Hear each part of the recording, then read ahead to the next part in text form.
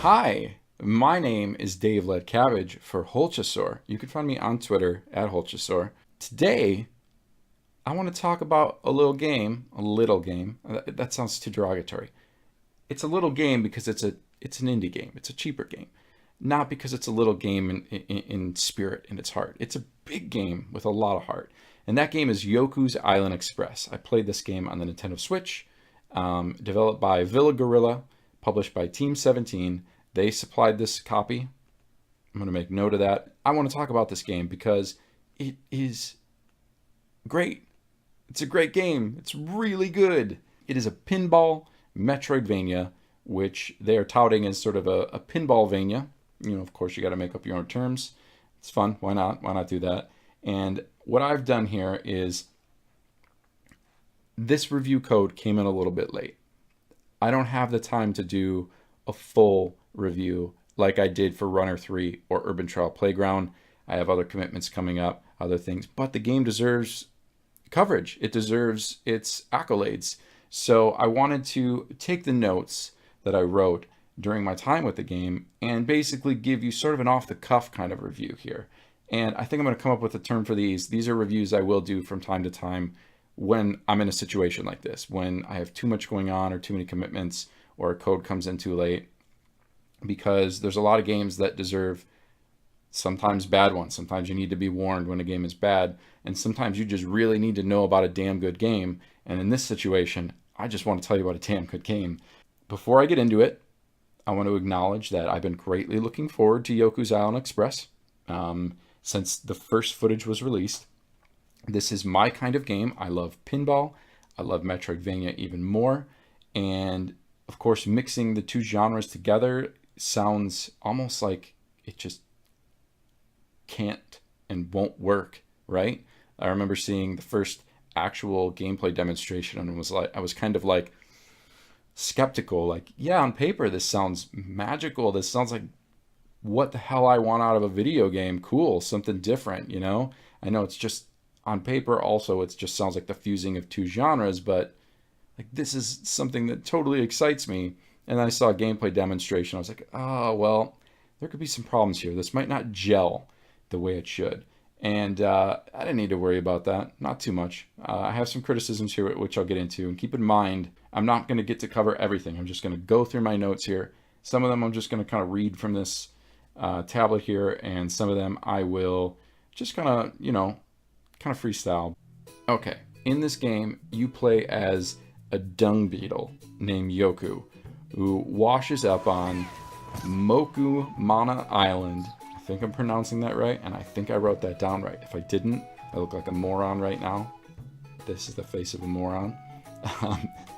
And Yoku assumes the duties of the postmaster on this island. So it's now Yoku's job to deliver the mail and eventually aid the residents with their problems, because something is awry. The very first thing that stood out to me, and this was even just trailer-wise, is that this game has gorgeous 2D hand-painted art with a sense of depth thanks to parallax scrolling. It very much has an Ori in the Blind Forest vibe to it, like, no doubt. Though if memory serves correct, maybe Ori had a little bit better dynamic lighting, but still, like, this game it's gorgeous. Yoku is gorgeous. The island and world design also feels similar to Ori, from its natural locales to its mystical uncertainties. I would be surprised if the development team of Yoku, the development team being Villa Gorilla, wasn't inspired by Ori to some degree. The island itself is very large, and there are story missions, side missions, and tons of collectibles to fuel exploration. The only downside to that exploration is that backtracking can be somewhat sluggish given the pinball nature of the game. Yoku can't jump, and he isn't exactly a speedster while pushing around his ball. And the limited quick travel propulsion system that you activate around the island, which you don't activate till you're a good ways in, it's not quite enough. It doesn't aid traversal as well as it should. It's only accessed in a few areas, and it's still not the same as just like pulling up a map and fast traveling. Now, I'm not usually one for pulling up a map and fast traveling unless I don't like your game world, so I wouldn't necessarily want to do that here. But I'd say I felt it most now that I'm playing post credits. Now that I'm trying to 100% the game, now I can feel that lack of being able to get around the island a little bit quicker. I can feel that as more of a burden. Prior to completing the game, though, it didn't bother me as much because there's always something right there, or something coming up, or something very close. And now that I've cleared out a lot of those things, the distance that I need to travel to potentially find out that I didn't even go to the right spot to begin with, then it kind of becomes a little bit of an issue. Otherwise, yeah, like I said, I can brush it off. It's something I can brush off. Other Metroidvania fans might find it more vexing. I think it's going to vary. The map could also do a better job at communicating information to you. It shows your next objective, which is often surrounded by clouds on the map screen, unless you've accessed or explored that portion of the map. And the zoom function is very limited. You can zoom once in and out. There is no like manual zoom. You zoom out all the way, and you can't see anything other than just a big overview of this huge island. If you zoom in, it's not enough to really make out all the items and collectibles that are in the environment, and it's bothersome to a small degree. Okay, so here's something. If Yoku can't jump, you might be wondering, how does he get around? Well, there are paddles, flippers. I need to say that right. I say paddles a lot. I don't know if that's like a regional thing, but there are flippers like on a normal pinball table all over the island. What's cool is these flippers are either yellow or blue, and the blue is the left trigger, the yellow is the right trigger, so it's easy to always know which is which. It's a bit of a stretch for an environment that feels somewhat organic for these flippers to be all over the place, but I mean, it's a video game, right? Like, they have to be there. They're a gameplay mechanic. They're the core gameplay mechanic. The Metroidvania element comes into play when you acquire abilities that grant access to new places or allow you to interact with the world in new ways. For example, you can blow a party favor to break objects. You can grapple off flowers to reach new heights. You can vacuum up explosive slugs and use them to remove obstructions. And you can gain the power to swim. There might be one or two more layers than that I'm not remembering. It's pretty basic. It leaves room for growth, which I like. It leaves room for a sequel. There's a lot of games you play and you go, yeah, that was great, but I don't know what they could add without sort of undermining what they've already established, the foundation that's been established. And in this game, I can see where you could take it further, and I think that's a good thing here. Going back on topic, plus you can collect fruit, which is everywhere. You want to collect fruit to gain access to locked flippers that are placed throughout the environment very strategically, or buy specialty items from certain NPCs. Navigating the world itself is like a puzzle. Especially with the pinball-like enclosed areas that sort of highlight your travels. Many of these have unique goals to accomplish, and it's enjoyable not only to overcome the primary goal, to figure out what the primary goal is, to beat it, which could be unlocking a pathway to the next area, defeating an enemy, collecting a needed item, but it's exciting just to play around and see if there's a secret tucked away in any of these areas. I guess the way the pinball staples and goal-driven objectives have been woven into this world is impressive. It's impressive. I do want to mention the pinball physics took some adjustment, and I don't know if that's just because they're a little bit off. Not off as in like they're broken or anything like that, but just don't feel quite right, or if it's because I've played way too much Pinball FX 2 and Pinball FX 3. I'm going to go ahead and say it's the latter more than anything. It might be a little bit of the former, but for the past, since whenever Pinball FX 2 came out, I've played a ton of it. A ton of Zen Studios pinball tables, and that's almost exclusively the only pinball I've played, other than maybe Metroid Prime Pinball on DS, and you get used to that ball weight and those physics, and I think that's what the adjustment period was, because as I got further in the game, I got a heck of a lot better at aiming and hitting the ramps I wanted to hit. Oh, one thing that I thought was a little bit weird is that when you fall through the drain, If you don't know what the drain is the, underneath the flippers in a traditional pinball table. It's when you get a ball out, when the ball goes down the middle. If you fall through the drain in this game, in any of these enclosed pinball areas, you go through some thorns. And when you go through those thorns, you lose a few pieces of fruit. And the fruit's everywhere. You can get fruit back.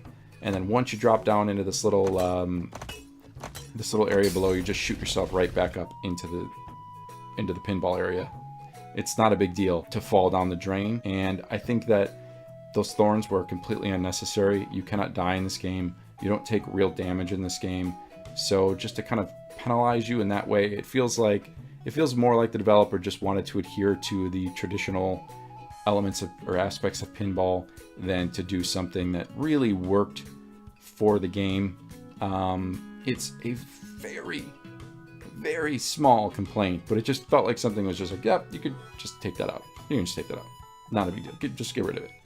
Just the platforming and navigation in this game is the challenge. That's the challenge. So punishing you with those thorns feels sort of redundant. Like the challenge is still getting up and hitting the ramps you need to hit when you need to hit them. Vacuuming up the slugs you need, and then making sure you hit the boulder that's blocking your path. Things like that. So yeah, the thorns could have been stripped.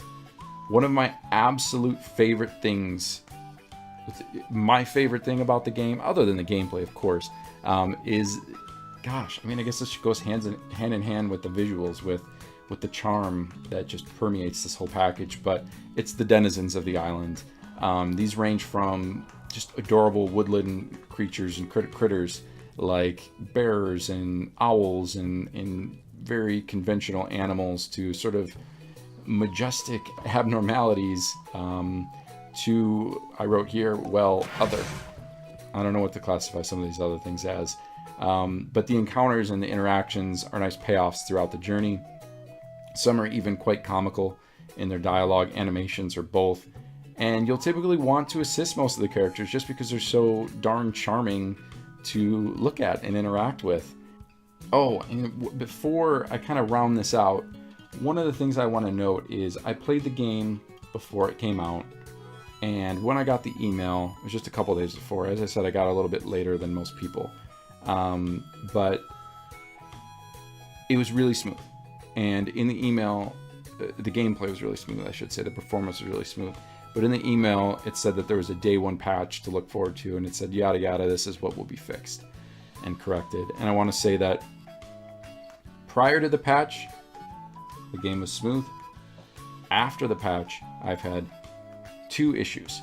One, I reported to the developer. There's an area in the game where if you fall off the side of one of the platforms and down to an area below, which is totally a doable thing. It's not like I broke the game. You're not supposed to do that. The camera locks. It locks on the scene below. So to get past that, I had to keep rolling off screen. And I knew that if I rolled far enough off screen, which is not far at all, I remembered there was a flower right over there. And the flowers are save points. And as soon as I rolled far enough, I'd see saving in the corner. As soon as that went away, you pause the game, go to restart at last checkpoint, and you're right there at the flower, and the problem is fixed. So not game breaking, but yeah, it's a bug nonetheless. Hopefully the developer is going to work on fixing that. And the other one, which is even more bizarre, is now there's this weird sort of freezing that the game does, almost like loading. It happens frequently, or commonly, I should say, when you're using the propulsion system and you're shooting from one cannon to the next. I guess is a good way to describe them. It'll just stop. You'll just be stopped in midair, and you'll either see the saving symbol or it's a loading symbol. I'm not sure. There's no loading in this game otherwise, but you'll see that, and you're wondering, wait a minute, hold up, did the game just freeze on me? Is this stuck? And then all of a sudden it just starts picking up again, or maybe it'll be choppy.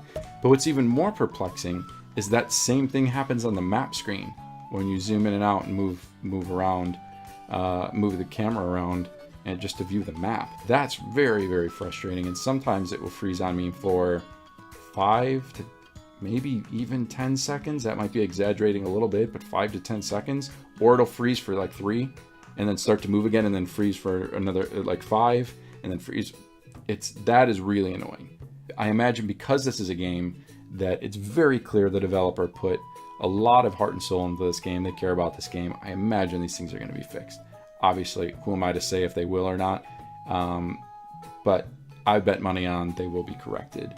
And before I get to my sort of conclusion here, the last note I have is I just want to acknowledge it took me about 6 to 7 hours to complete the game, and that was me being moderately thorough, finishing the game at 81%. So it's not a super long game. You probably could get through it in about 3 to 4 hours if you just stuck to the story. I don't know how many things I needed to do to keep the story missions going. To 100%, I'm going to guess about 10 hours.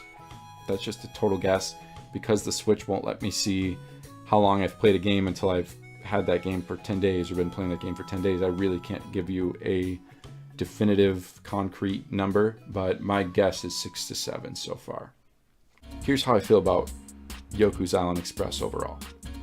It's my favorite indie game of the year, just ahead of Runner 3, and it's probably tied with God of War as my favorite game of the year. I just had so much fun with it, like plain and simple, just non-stop fun, non-stop charm. Two of my favorite genres or styles of game, or whatever you want to call them, brought together in a really clever, smart way. This game is just radiating with likability and ingenuity, and it feels like it must have been incredibly tough to design an island that allows you to navigate with the set of mechanics. Yeah, I'm kind of in awe of that, to be honest with you. This is the kind of adventure pinball game that I have been tweeting throughout the years at Zen Studios to do. I wanted them to do something a little bit more like Metroid Prime Pinball or Mario Pinball Land, games like that. And they haven't. They just keep doing Pinball FX 3 tables, which is great. Those tables are amazing. But like, this is the kind of game I've been wanting, and I finally got a game like that. I'm super stoked about that. This is a great game. So, like, let's put it this way. It's good enough, and no, not good enough. Screw that. It's so good that I feel compelled to go buy a physical copy of the game for my shelf over there. Team 17, if you want to send me one. But yeah, I feel like that's a game I need to have on the shelf. So I think that's a pretty damn good thing to say about it. So here's where I stand. If you're attracted to anything about this game, buy it. Buy it. Now, later, on a sale, buy it, play it somewhere or another. I'm pretty sure it's on like every platform under the sun, so you don't have to play it on Switch.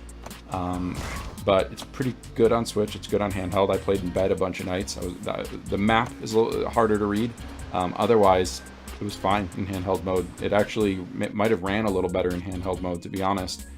But yeah, this is a great game, and I think that it should not be ignored. There's a lot of games on the Switch right now, and this is one you should not ignore. It gets my highest recommendation. That's below my highest recommendation. How the hell do you say that? Red Dead Redemption, Metroid Prime, games like that. I'm trying to think. There's another one. Ocarina of Time, games like that. Those are like my highest recommendation. This is just a step below that. So this is my 9 out of 10 recommendation, if that makes sense. So play Yoku's Island Express. For real.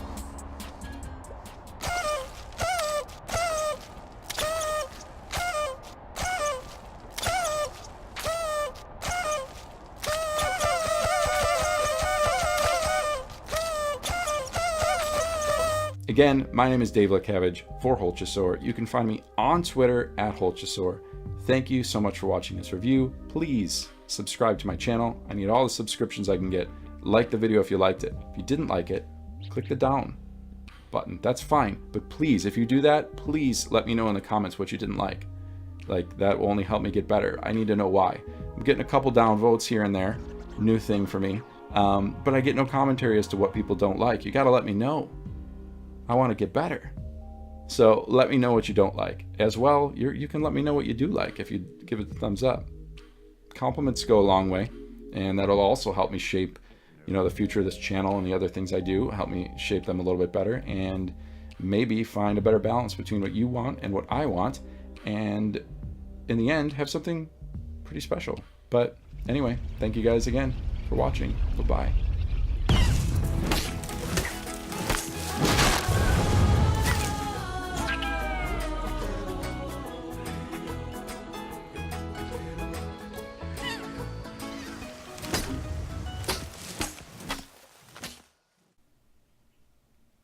Yoku Sound Express.